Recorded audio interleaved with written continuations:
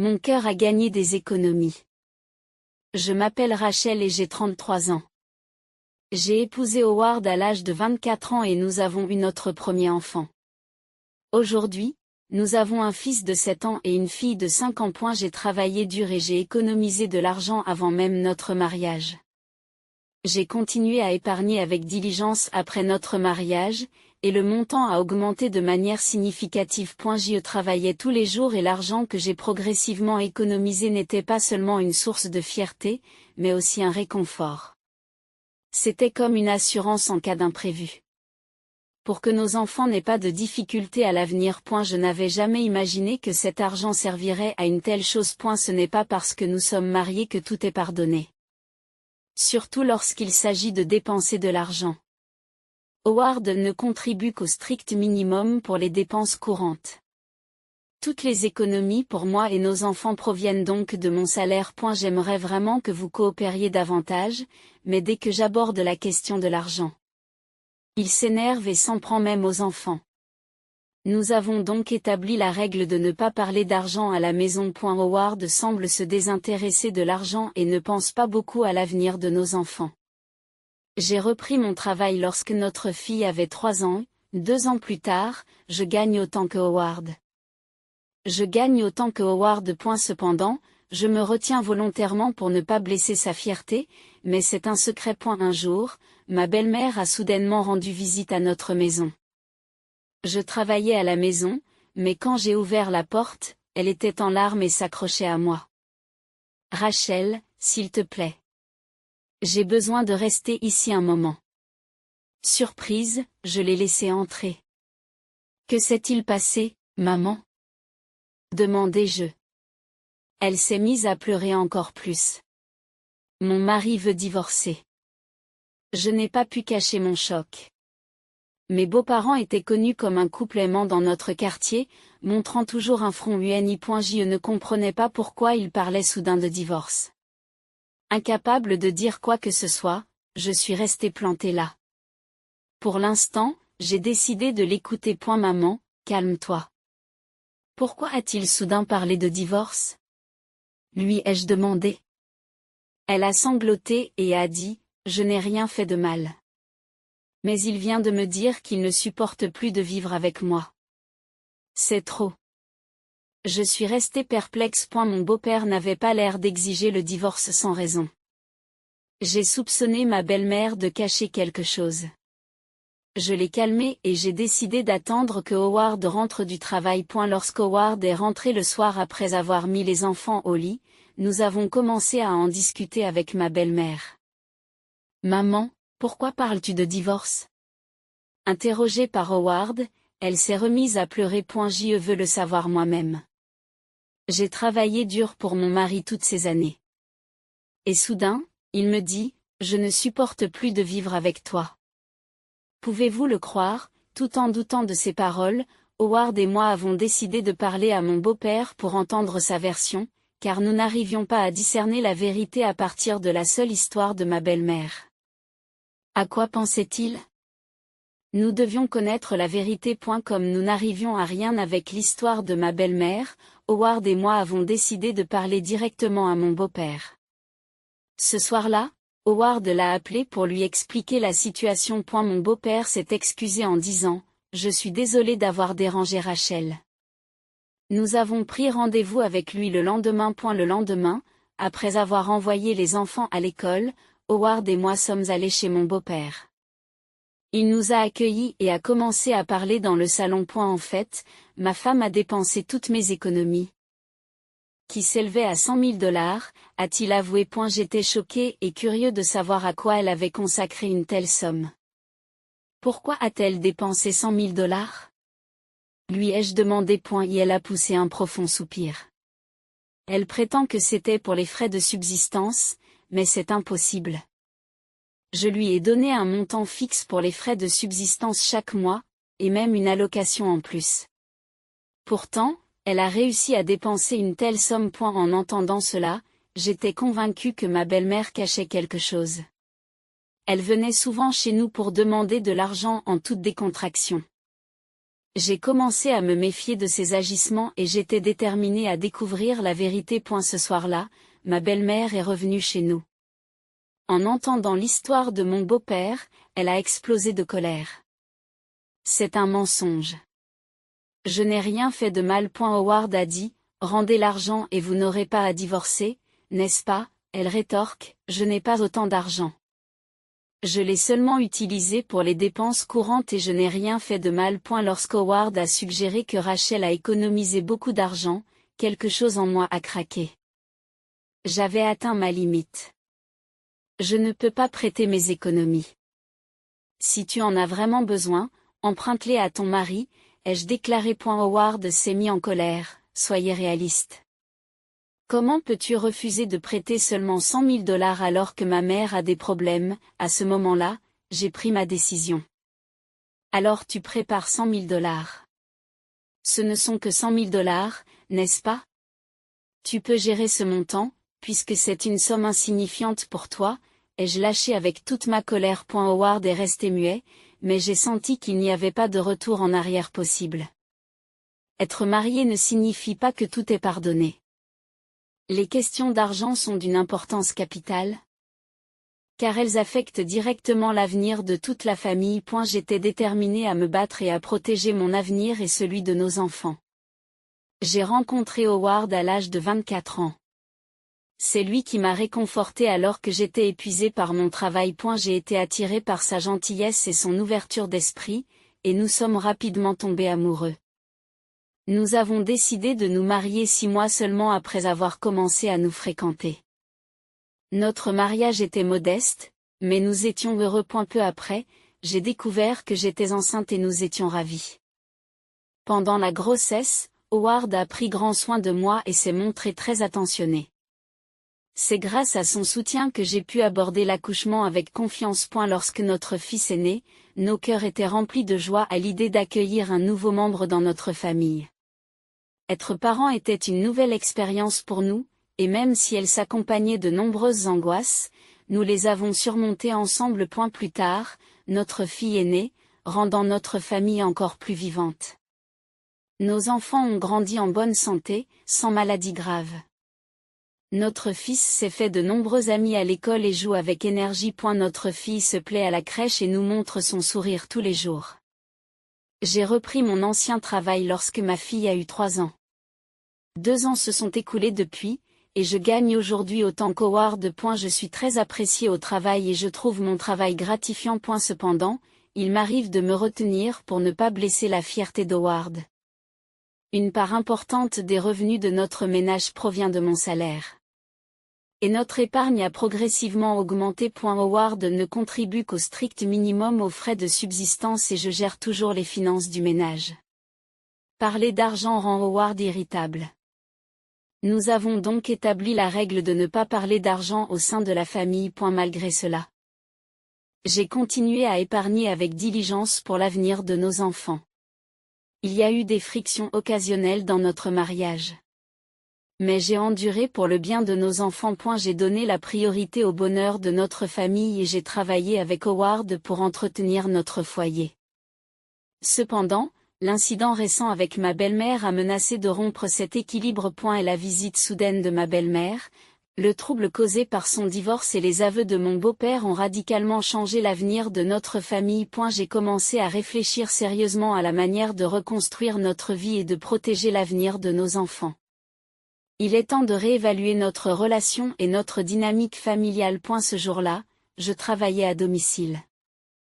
Normalement, je suis trop occupée pour rester à la maison, mais heureusement, j'y travaillais ce jour-là. Alors que je me concentrais sur mon travail, la sonnette de la porte a soudainement retenti. En regardant l'écran, j'ai vu ma belle-mère en pleurs. Dans la précipitation, j'ai ouvert la porte et elle m'a supplié en pleurant. Rachel, s'il te plaît. J'ai besoin de rester ici un moment. Sous le coup de la surprise et de la confusion, je l'ai invitée à entrer et je l'ai assise dans le salon. Maman, qu'est-ce qui s'est passé? Lui ai-je demandé. Essuyant ses larmes, elle a commencé à parler. Mon mari demande le divorce, dit-elle en tremblant. Je n'en croyais pas mes oreilles. Mes beaux-parents étaient notre modèle de couple. Ils semblaient toujours bien s'entendre et se respecter mutuellement. Je ne comprenais pas ce qui avait pu les amener à parler de divorce si soudainement. Il a soudain dit qu'il ne supportait plus de vivre avec moi. Je n'ai rien fait de mal. Ma belle-mère a continué à sangloter et à plaider. Je sentais que quelque chose n'allait pas. Il ne me semblait pas que mon gentil beau-père aurait pu dire une telle chose sans raison. J'ai commencé à soupçonner que l'on dissimulait un problème important. En ce qui concerne l'histoire de ma belle-mère, elle semblait tout à fait irréprochable. Cependant, connaissant le caractère de mon beau-père, je ne pouvais pas croire qu'il ferait une déclaration aussi déraisonnable. Sentant que nous ne pouvions pas saisir la vérité à partir de ces seules paroles, j'ai décidé que nous devions également entendre mon beau-père. Ce soir-là, lorsqu'Howard est rentré à la maison, j'ai mis les enfants au lit et j'ai entamé une conversation avec ma belle-mère. Lorsque j'ai expliqué la situation à Howard, il a lui aussi été surpris et a demandé « Maman, qu'est-ce qui s'est vraiment passé ?» Elle a de nouveau craqué. Et elle a soudain déclaré « Je ne peux plus vivre avec vous. » Je n'ai rien fait de mal. Comme moi, Howard pensait qu'il était improbable que son père dise de telles choses. Nous avons convenu qu'il fallait parler directement à mon beau-père. Nous avons prévu de nous rendre chez lui le lendemain. Nous avons calmé ma belle-mère et décidé de la laisser se reposer pour la nuit. Le lendemain, Howard et moi nous sommes rendus chez mon beau-père pour entendre sa version des faits. Et elle nous a accueillis et a commencé à parler dans le salon. En fait, ma femme a dépensé toutes mes économies, qui s'élevaient à $100 000. En entendant cela, j'étais à la fois choquée et convaincue. Pourquoi a-t-elle dépensé $100 000 ? Ai-je demandé. Mon beau-père a poussé un profond soupir et a répondu. Elle prétend que c'était pour les frais de subsistance, mais c'est impossible. Je lui ai donné un montant fixe pour les frais de subsistance chaque mois, ainsi qu'une allocation.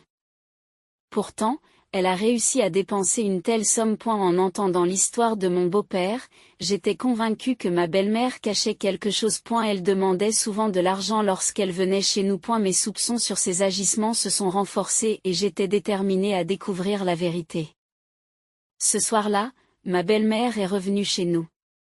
En entendant l'histoire de mon beau-père, elle est devenue furieuse et a crié « C'est un mensonge. C'est un mensonge. » Je n'ai rien fait de mal, a déclaré Howard. Il suffit de rendre l'argent et vous n'aurez pas à divorcer, a-t-elle rétorqué. Je n'ai pas autant d'argent.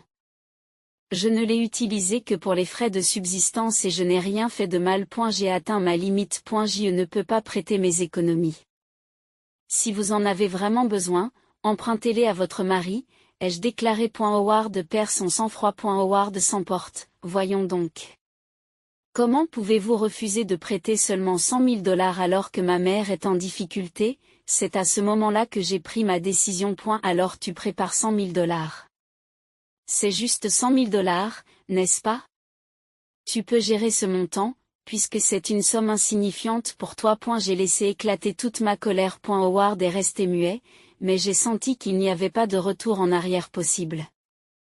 Le fait d'être marié ne signifie pas que tout est pardonné.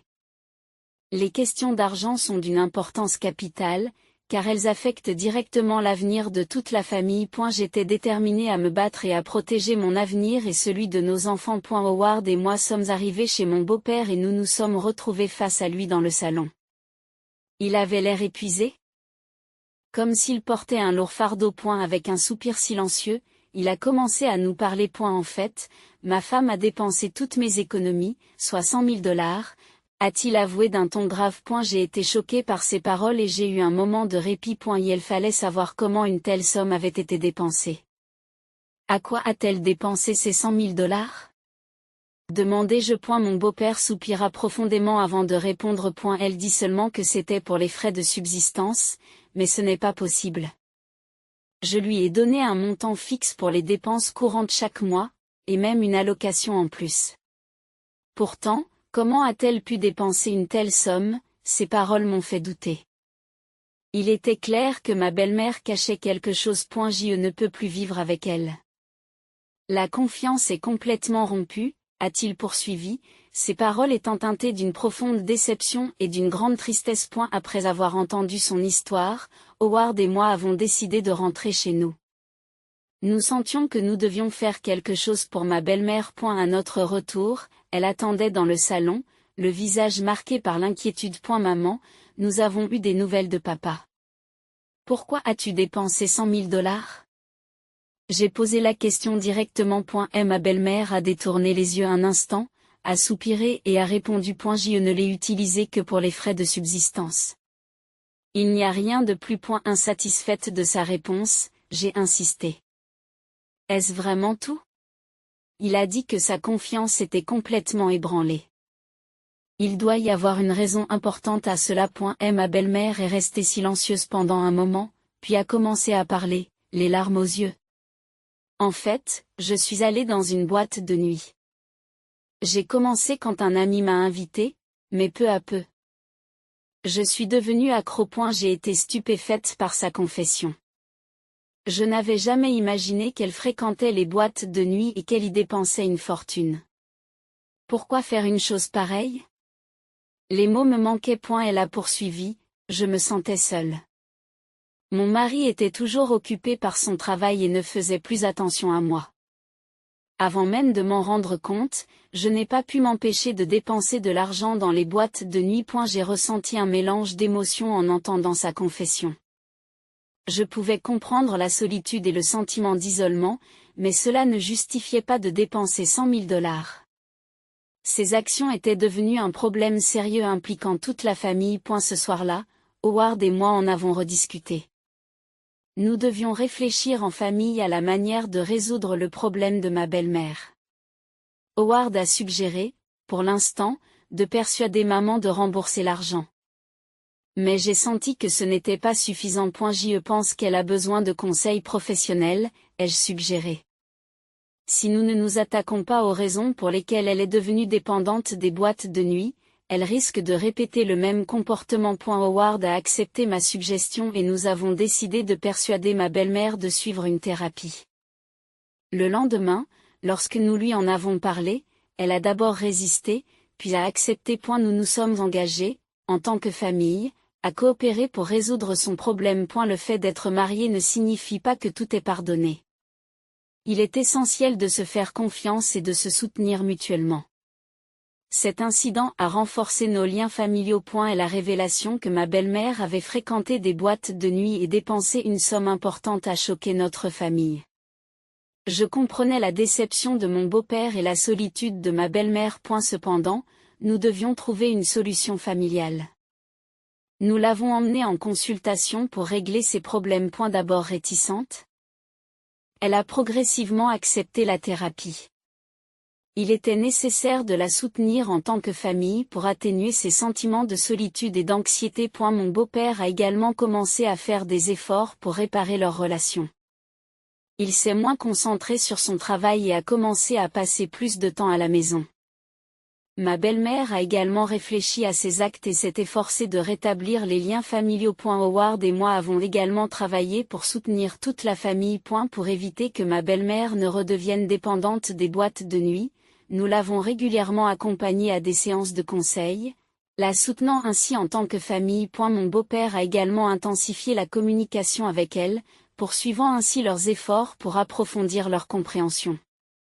Même si ces problèmes ne seront pas résolus du jour au lendemain, nous avons progressé graduellement en coopérant et en nous soutenant mutuellement en tant que famille. Cette expérience nous a permis de réaffirmer l'importance de se faire confiance et de se soutenir mutuellement. Nos liens familiaux se sont renforcés et sont devenus plus résistants au cours de cette épreuve. Il est important de faire face aux problèmes en famille et de travailler ensemble pour les résoudre. Le fait d'être marié ne signifie pas que tout est pardonné. Ce n'est que par la confiance et le soutien mutuel qu'une famille peut vraiment être forte. Alors qu'elle s'occupait de ces problèmes, une nouvelle alliée est apparue dans notre vie familiale. Il s'agissait de ma belle-sœur, avec laquelle j'avais toujours eu du mal à m'entendre.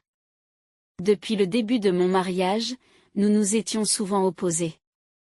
De plus, elle avait une attitude froide à mon égard parce qu'elle adorait Howard, son frère. Cependant, la situation a changé radicalement lorsque les problèmes de ma belle-mère sont apparus au grand jour. Et ma belle-sœur s'est rendue chez nous et a commencé à parler d'un air sérieux. Rachel. Il faut que je te parle, a-t-elle dit. J'ai écouté attentivement, bien qu'un peu nerveusement, ce qu'elle disait. En fait, j'ai aussi des doutes sur le comportement de maman depuis un certain temps, a-t-elle poursuivi. Les jours où maman ne rentrait pas à la maison commençaient à se multiplier, et quand je l'interrogeais, elle éludait souvent la question. C'est pourquoi j'ai craint qu'il y ait un problème. En entendant ces paroles, je me suis sentie à la fois surprise et reconnaissante. Elle avait également réfléchi à ce qu'elle pouvait faire pour la famille. Quand j'ai appris que ma mère allait en boîte de nuit, j'ai été très choquée. Mais c'est exactement la raison pour laquelle je pense que nous devons travailler ensemble en tant que famille pour résoudre ce problème, a-t-elle poursuivi. Grâce à sa coopération, nous avons pu travailler ensemble plus efficacement sur les problèmes de ma belle-mère. Elle a participé activement aux séances de conseil de ma belle-mère avec mon mari et moi.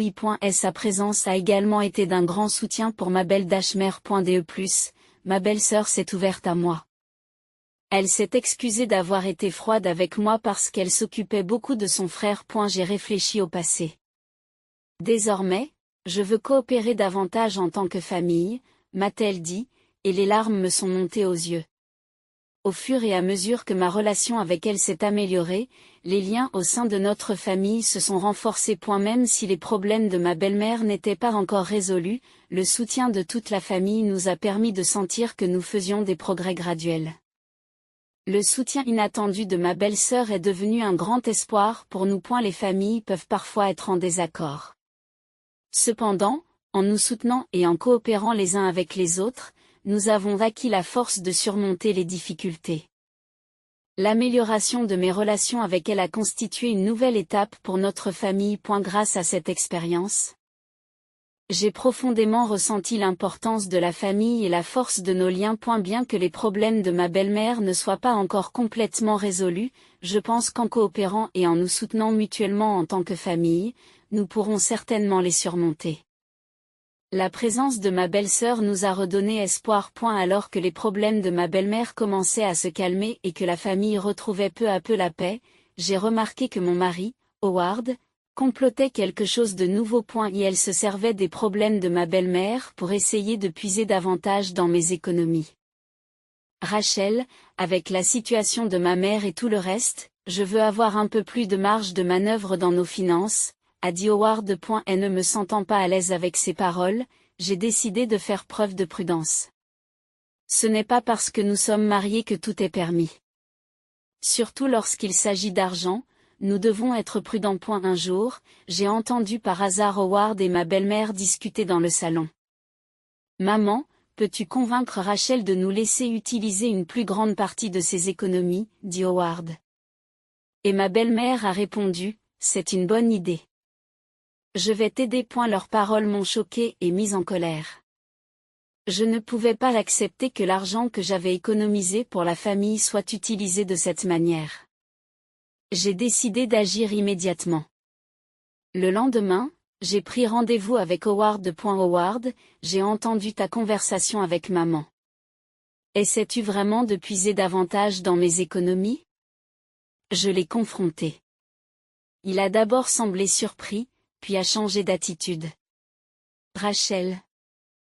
Tu te méprends. Je veux juste apporter un peu plus de confort à la famille.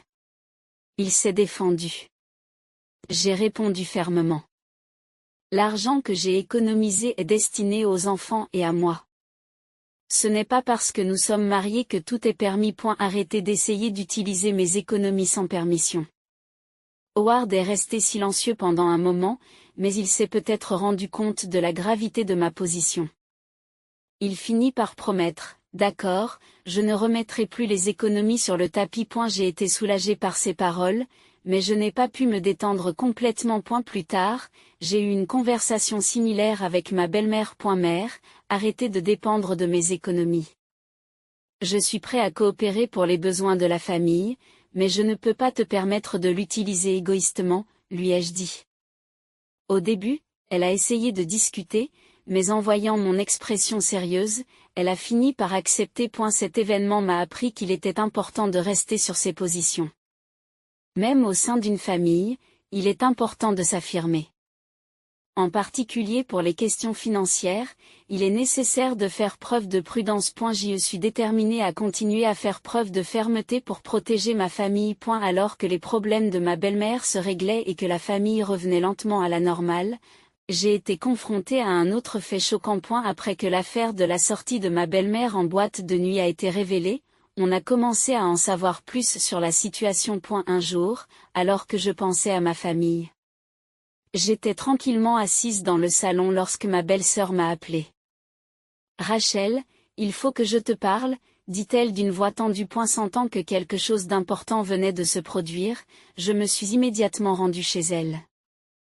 Lorsque je suis arrivée, elle m'a conduite au salon et m'a invitée à m'asseoir sur le canapé. En fait, j'ai trouvé des photos de l'époque où maman allait en boîte de nuit. M'a-t-elle dit. J'ai été choquée et j'ai réalisé la gravité des problèmes auxquels ma belle-mère était confrontée. Ma belle-sœur a sorti son smartphone et m'a montré plusieurs photos. On y voyait ma belle-mère l'air heureux dans la boîte de nuit, et les photos comprenaient des scènes où elle remettait de grosses sommes d'argent à l'employé de la boîte de nuit. Je suis restée sans voix et j'ai regardé les photos. Pourquoi a-t-elle fait cela? Ai-je murmuré. Ma belle-sœur m'a posé la main sur l'épaule et m'a dit: je pense que maman se sentait seule. Mais ce n'est pas pour autant que c'est bien de faire ça. Nous devons la soutenir. J'ai hoché profondément la tête, déterminée à faire tout ce qui était en mon pouvoir pour aider ma belle-mère. Le lendemain, j'ai rendu visite à ma belle-mère pour lui parler.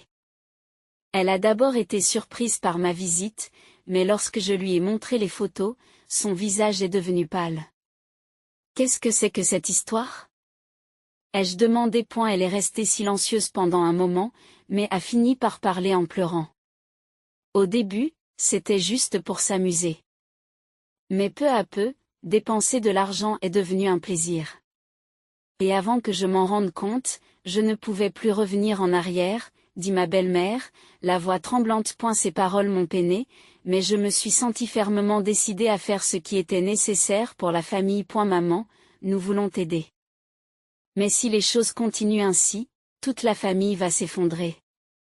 Alors, s'il vous plaît, prenez le conseil au sérieux et résolvez ce problème, lui ai-je demandé avec insistance. Elle a essuyé ses larmes et hoché la tête. Je comprends. Je dois changer, a-t-elle dit. Par la suite, ma belle-sœur et moi-même nous sommes relayés pour soutenir ma belle-mère qui suivait régulièrement des séances de conseil. Nous nous sommes efforcés de résoudre le problème en famille. Même si ces problèmes n'ont pas été résolus du jour au lendemain, nous avons eu le sentiment de faire des progrès. Grâce à cette épreuve, nos liens familiaux se sont encore renforcés. Ma belle-mère a également réfléchi à ses actes et s'est efforcée de reconstruire ses relations avec la famille. En la voyant changer, je me suis rappelé l'importance de se soutenir mutuellement en tant que famille. Alors que ces problèmes commençaient à se résoudre, j'ai dû faire face à une plus grande trahison. Un jour, j'ai remarqué que le comportement d'Howard était différent après son retour à la maison. Il semblait inhabituellement agité et évitait de me regarder dans les yeux. « Howard, quelque chose ne va pas ?» Je lui ai demandé, mais il m'a simplement répondu: ce n'est rien. Me sentant mal à l'aise face à son comportement, j'ai décidé de vérifier son téléphone un soir. Normalement, je ne ferais pas une telle chose, mais je sentais que quelque chose d'important était caché. Lorsque j'ai ouvert son téléphone, j'ai découvert des échanges avec une femme inconnue. Et elle était souvent en contact avec elle. Et il était évident qu'ils avaient participé à des dîners et à des sorties ensemble. Mon cœur s'est figé instantanément. Mon mari me trahit, me suis-je dit. Ce soir-là, j'ai confronté Howard. Qui est cette femme? Lui ai-je demandé en lui montrant l'écran. Il a d'abord eu l'air choqué, mais a rapidement retrouvé son calme. C'est juste une amie. Il n'y a rien d'inapproprié, a-t-il expliqué. Mais je n'étais pas convaincue. C'est trop intime pour de simples amis. Ce n'est pas normal de communiquer aussi souvent et de sortir ensemble, ai-je insisté. Howard est resté silencieux pendant un moment, mais il a fini par se résigner à s'expliquer. En fait, nous nous sommes rencontrés dans le cadre de notre travail. Au début, nous n'étions que des amis. Mais peu à peu, nous nous sommes rapprochés. Je suis vraiment désolé, s'est-il excusé. Et la rage et la tristesse montent en moi.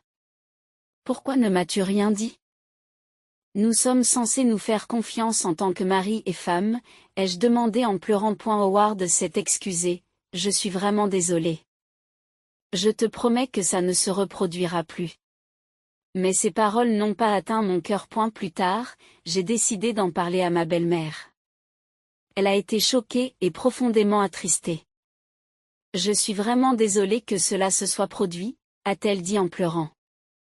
Ces paroles m'ont apporté un peu de réconfort. Mais ma méfiance à l'égard d'Howard n'a pas disparu pour autant. Notre famille était confrontée à un autre défi de taille. Alors que les problèmes de ma belle-mère étaient en passe d'être résolus, un nouveau problème était apparu avec la trahison d'Howard. Je sentais que je devais surmonter cette situation pour le bien de nos enfants. Le fait qu'Howard m'ait trahi m'a profondément ébranlé. Alors que les problèmes de ma belle-mère commençaient à se résoudre, notre famille a été frappée par une autre difficulté. Howard s'est excusé à plusieurs reprises et a juré de ne jamais répéter la même erreur. Mais ma confiance en lui s'était complètement effondrée. Cette nuit-là, je n'ai pas pu dormir. Je n'arrêtais pas de penser à l'avenir de nos enfants et à mon propre bonheur. Devais-je rester avec Howard ou choisir une autre voie? Était-il vraiment bon pour notre famille de poursuivre ce mariage? J'ai beaucoup réfléchi. Le matin, j'ai décidé d'aborder la question du divorce avec Howard. Avant qu'il ne parte au travail, j'ai entamé la conversation calmement. Howard, je pense que nous ne pouvons plus rester ensemble. Divorçons, ai-je dit. Elle a eu l'air choquée. Rachel, es-tu sûre de toi? Ne peux-tu pas reconsidérer ta décision, pour le bien des enfants? Howard m'a supplié. Mais ma décision était ferme, pour le bien des enfants, nous devons être heureux.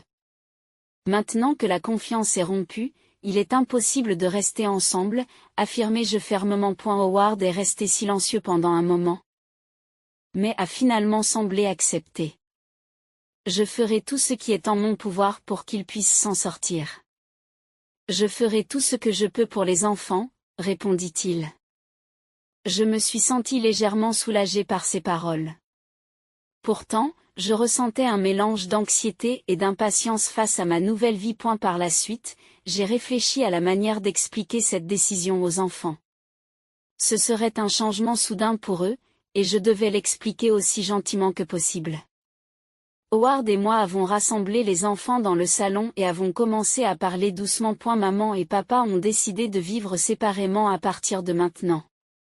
Mais nous continuerons à travailler ensemble pour vivre heureux, d'accord? J'ai expliqué gentiment.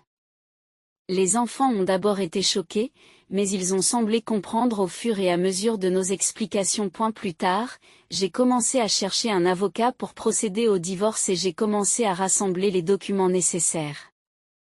Howard s'est montré coopératif et la procédure s'est déroulée sans problème. Nous nous sommes tous deux efforcés de nous respecter mutuellement et de choisir la meilleure approche pour les enfants. À l'approche du jour où le divorce a été prononcé, j'ai pris une nouvelle décision dans mon cœur. Désormais, en tant que mère célibataire, j'étais prête à protéger et à élever mes enfants de toutes mes forces. Avec le soutien de mes parents et de ma belle-sœur, je me suis préparée à entrer dans une nouvelle vie. Le divorce a été prononcé et ma nouvelle vie a commencé. Je suis retournée vivre chez mes parents avec les enfants. Nous avons reconstruit notre vie avec leur soutien chaleureux. Mes parents nous ont accueillis chaleureusement. Non seulement ils se sont occupés des enfants, mais ils m'ont aussi soutenu sur le plan émotionnel. Ma belle-sœur nous a également soutenus dans notre nouvelle vie. Au début, c'était une personne que je trouvais difficile. Mais maintenant elle est devenue un membre de confiance de notre famille. Elle nous a souvent rendu visite pour nous aider à nous adapter à notre nouvel environnement, en nous donnant des conseils et en jouant avec les enfants. Mon beau-père a également apporté son soutien à notre vie. Il avait dépassé les problèmes avec ma belle-mère et s'efforçait de resserrer les liens au sein de la famille. Alors que ma belle-mère poursuivait sa thérapie et changeait progressivement, des incertitudes subsistaient quant à son comportement. Mais nous avons ressenti un réel sentiment de progrès, car toute la famille se soutenait mutuellement. Un jour, mon beau-père m'a dit, Rachel, je suis vraiment désolé.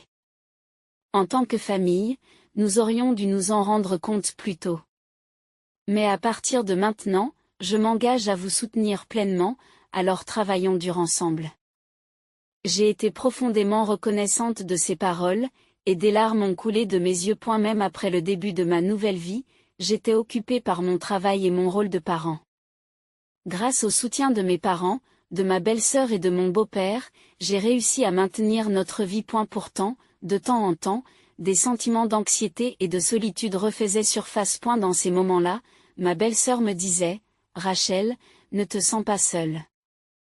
Nous sommes là pour toi, alors n'hésite pas à parler de tout. Encouragée par ces paroles, j'ai trouvé la force de regarder à nouveau vers l'avant. En famille, nous nous sommes progressivement adaptés à notre nouvelle vie. Mon lieu de travail s'est également montré compréhensif et flexible face à ma situation. Mon patron et mes collègues, connaissant ma situation familiale, ont adapté mes horaires de travail et m'ont apporté un soutien considérable. J'étais reconnaissante envers mes collègues et j'ai conservé ma motivation au travail. Alors que notre nouvelle vie commençait à se stabiliser. J'ai remarqué que le nouvel environnement avait un impact positif sur les enfants. Ils s'étaient habitués à leur nouvelle école et à leurs nouveaux amis et s'amusaient. Leurs sourires m'ont conforté dans l'idée que cette nouvelle voie était la bonne. Le jour où j'ai demandé le divorce, j'ai senti le début d'une nouvelle vie. Les jours difficiles m'ont semblé être un mensonge et j'ai repris espoir en l'avenir. Déterminée à construire une nouvelle vie avec mes enfants, j'ai décidé d'avancer pas à pas. Nous avons déménagé dans une nouvelle maison et les enfants ont commencé à fréquenter une nouvelle école. Bien qu'anxieux au départ, ils se sont rapidement adaptés à leur nouvel environnement et ont apprécié leur vie scolaire. Je me suis également adaptée à l'équilibre entre la vie professionnelle et la vie familiale dans notre nouvel environnement. Avec le soutien de mes parents, de ma belle-sœur et de mon beau-père, j'ai réussi à apprécier la vie dans notre nouvel environnement. Malgré des journées très chargées, j'ai apprécié le temps passé avec ma famille et j'ai renforcé les liens avec mes enfants. Quelques mois après le début de notre nouvelle vie, j'ai recommencé à trouver du temps pour moi. J'ai repris mes passe-temps et mes relations avec mes amis, et j'ai trouvé l'espace nécessaire pour profiter de ma propre vie. Les enfants ont vu ma bonne humeur et se sont sentis rassurés. Dans ce nouveau chapitre, j'ai reconfirmé l'importance de la famille et découvert ma propre force. Nous avions retrouvé un sentiment de normalité. Chez mes parents, où nous vivions. Ils nous ont accueillis chaleureusement. Ils se réjouissaient de la croissance des enfants et nous apportaient leur soutien. Mes performances professionnelles se sont améliorées et j'ai réussi à équilibrer ma carrière et ma vie familiale. Mes patrons et mes collègues se sont montrés compréhensifs et flexibles en cas de besoin. Et j'ai continué à m'efforcer d'atteindre de nouveaux objectifs chaque jour. Les enfants se sont fait de nouveaux amis à l'école et ont apprécié leurs activités quotidiennes. Ils grandissaient rapidement.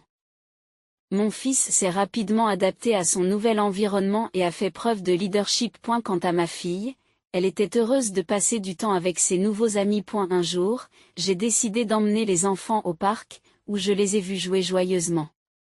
Ce moment m'a profondément réjoui. Je me suis rendu compte que tous les défis que nous avions relevés en valaient la peine pour des moments comme celui-ci. Ce soir-là, après avoir couché les enfants, j'ai pris un café dans le salon avec mes parents. Ma mère m'a encouragée. Rachel, tu t'en sors très bien. Nous sommes là pour te soutenir, alors continuons à travailler dur ensemble. Mon père a ajouté, si tu as besoin de quoi que ce soit, tu n'as qu'à demander. J'étais vraiment reconnaissante de leurs paroles et de leur détermination à continuer à se soutenir mutuellement en tant que famille. Ma belle-sœur s'est également impliquée activement dans notre vie. Elle nous rendait souvent visite pour jouer avec les enfants et me donner des conseils. Sa présence était devenue une source de force importante pour notre famille. J'étais reconnaissante de son soutien en tant que membre de notre famille. Ma belle-mère commençait également à changer. Grâce à des conseils continus, elle a fait face à ses problèmes et s'est efforcée de rétablir ses relations avec la famille. Même si ces changements étaient minimes. Chaque étape représentait un espoir important pour notre famille. Depuis le début de notre nouvelle vie, nous avions beaucoup appris et grandi. En surmontant les difficultés, nous avons réaffirmé l'importance de chacun et renforcé nos liens. Il est possible que nous soyons confrontés à de nombreux défis à l'avenir. Mais en tant que famille, nous étions prêts à les affronter ensemble. J'ai fait le serment de continuer à passer du temps avec mes enfants, avec le sourire, pour construire un avenir heureux. Avec le soutien de mes parents, de ma belle-sœur et de toute la famille. Nous profiterions de nos nouveaux jours. En gardant nos liens familiaux forts, nous construirons un avenir heureux, en avançant pas à pas.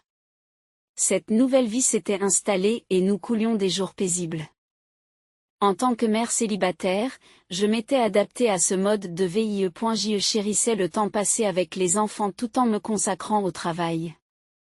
Mon objectif était d'assurer un avenir stable à mes enfants et de les aider à réaliser leurs rêves. Un soir, alors que je dînais avec les enfants, mon fils s'est exclamé : « Maman, je veux être ingénieur quand je serai grand. » Surprise et ravie, j'ai répondu : « C'est un objectif merveilleux.